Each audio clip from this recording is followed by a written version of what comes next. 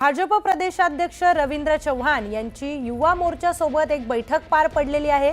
प्रत्येक विभागातील युवा मोर्चा पदाधिकारी यांना जबाबदारी देण्यात आली आहे। प्रत्येक विधानसभेतील 20 ते 25 वयोगटातील नव्या तरुणांना भाजपासोबत जोडण्यासाठी प्रयत्न करा।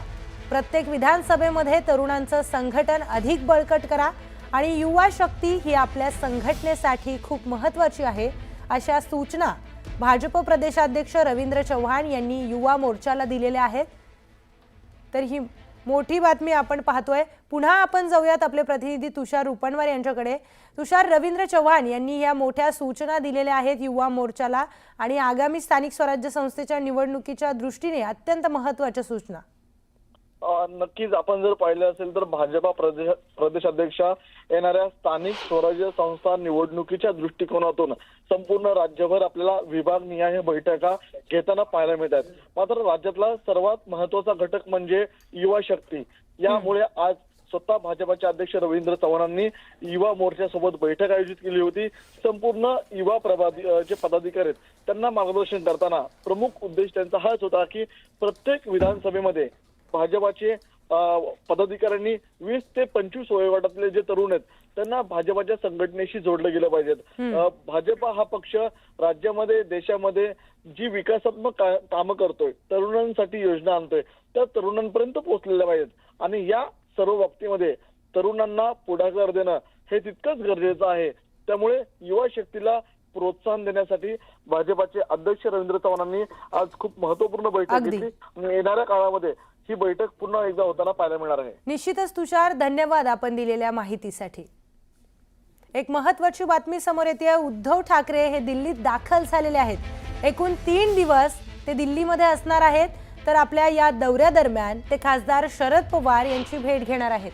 त्याचबरोबर अन्य काही महत्त्वाची कामे ते दिल्लीत करणार आहेत आणि सर्वात महत्त्वाचं म्हणजे ते खासदार राहुल गांधी यांना देखील भेटणार आहेत। या संदर्भातली माहिती आपण जाणून घेऊयात। आपले प्रतिनिधी उदय जाधव आपल्या सोबत आहेत। उदय, राहुल गांधींनी आयोजित केलेला डिनर देखील तिथे आहे, त्याला देखील उद्धव ठाकरे उपस्थित राहणार असल्याची माहिती मिळते। शिवसेना उद्धव बाळासाहेब ठाकरे पक्षाचे पक्षप्रमुख उद्धव ठाकरे हे नवी दिल्लीतील आंतरराष्ट्रीय विमानतळावरती दाखल झालेले आहेत। थोड्याच वेळात ते विमानतळाच्या बाहेर येतील आणि तिथून ते थेट शिवसेना ठाकरे गटाचे खासदार संजय राऊत यांच्या निवासस्थानी जाणार आहेत। तिथे ते शिवसेना ठाकरे गटाच्या खासदारांची संध्याकाळी बैठक घेणार आहेत आणि त्यानंतर आज रात्री राष्ट्रवादी काँग्रेस पक्षाचे राष्ट्रीय अध्यक्ष शरद पवार यांच्या निवासस्थानी जाऊन तिथे स्नेहभोजन जे आहे आज रात्री नियोजित केलेलं आहे। त्याचबरोबर महाविकास आघाडीच्या नेत्यांची चर्चा देखील या ठिकाणी होणार असल्याची माहिती मिळते।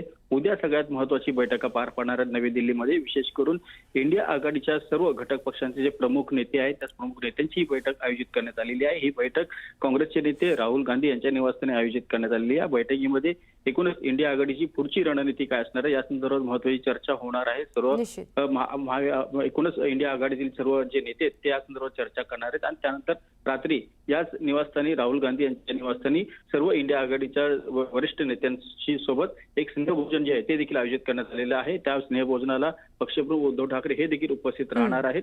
ते उपस्थित राहिल्यानंतर एकूणच मुंबई आणि महाराष्ट्रातील एकूण ज्या होणाऱ्या महानगरपालिका आणि एकूणच स्थानिक स्वराज्य संस्थांच्या निवडणूक आहेत या संदर्भात शिवसेना ठाकरे गटाची काय नेमकी भूमिका असणार आहे याबद्दल ते अधिक चर्चा करणार असल्याची माहिती मिळते। विशेष करून मनसेचा जो सहभाग आहे त्याबद्दल काहीसं काँग्रेसमध्ये नाराजी आहे, तर त्या संदर्भात काय चर्चा होते हे आता पाहावं लागेल। बरं, धन्यवाद उदय आपण दिलेल्या माहितीसाठी। तर उद्धव ठाकरे हे दिल्लीत दाखल झालेले आहेत। पुढे काय राजकीय घडामोडी घडतायत ते पाहणं आता महत्त्वाचं ठरणार आहे।